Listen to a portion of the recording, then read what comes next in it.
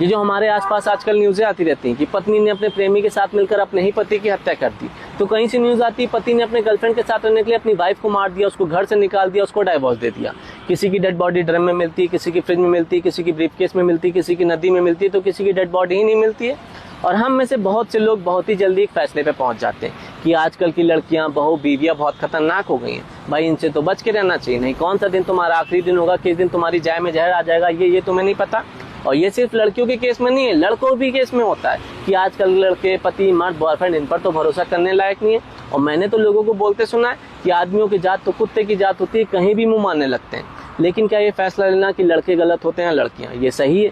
नहीं नहीं, कतई नहीं और बिल्कुल नहीं। और 95% केसेस में ना लड़के की गलती होते हैं ना लड़कियों की। मैं इंग्लिश वाली मैम की कसम खा के बता रहा हूँ। क्यों? क्योंकि हमारे देश में आज भी 90% जो शादियां हो रही है ना, वो ना लड़कों की मर्जी से होती है ना लड़कों की।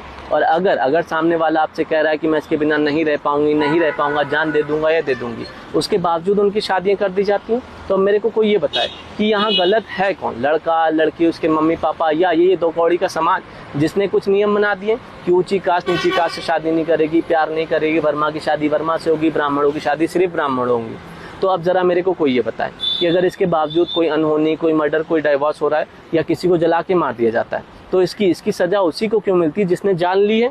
लेकिन ये माहौल किसकी वजह से बना, ऐसा क्यों हुआ, किसने बनाया प्रेशर, उस पर कोई बात ही नहीं करता है। और हाँ, मैं मानता हूँ कि किसी जान लेना गलत है और गलत ही रहेगा और गलती करने वालों को सजा भी मिलनी चाहिए।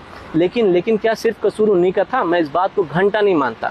हम सब इसमें बराबर से गुनहगार हैं। और हाँ, हमारे घर वाले, हमारा समाज हमारी अच्छाई चाहता है। लेकिन ये जो आजकल हो रहा है ना, इसका असल जिम्मेदार है कौन? कोई है जो मुझे बताएगा?